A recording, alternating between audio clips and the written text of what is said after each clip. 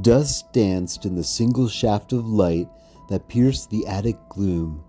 It illuminated a forgotten world of dolls, a doll with a slim smile on its face, a faded doll holding a stuffed animal, and nestled amongst them, a porcelain doll named Zachary.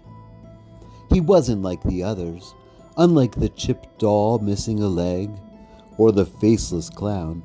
Zachary was pristine. His blonde hair, meticulously sculpted, framed bright blue eyes that held an unsettling depth. A mischievous grin played on his painted lips, a stark contrast to the stillness of the other dolls. He belonged to my grandmother, a woman with 1,000 stories and a haunted past. One such story, whispered in hushed tones, was about Zachary. It seemed he wasn't always just a doll. He was a gift to her younger brother, a boy with the same sunny hair and bright blue eyes, a boy who tragically died in a fire years ago.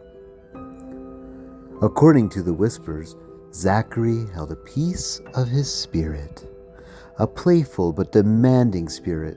It was simple, Grandma said. A nightly ritual. Before bed, one had to look Zachary in the eyes and whisper, "Good night, Zachary." Failure to do so, she warned, would bring consequences. Years later, I found myself cleaning the attic, stumbling upon Zachary.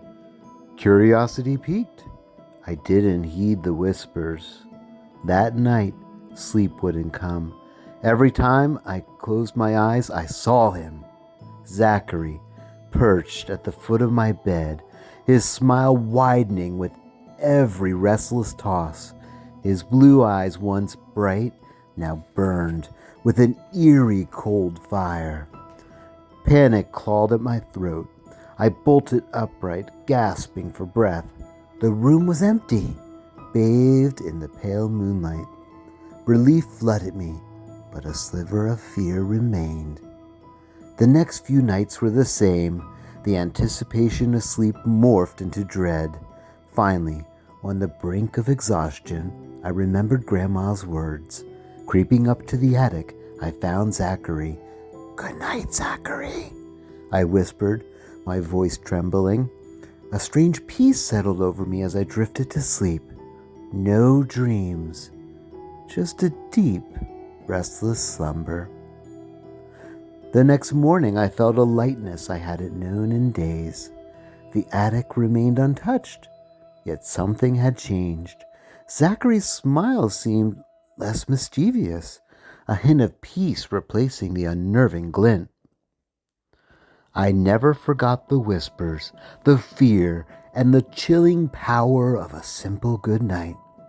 Remember, if you ever find yourself in an attic filled with forgotten toys and a blue-eyed, blonde-haired doll catches your eye, whisper a good night.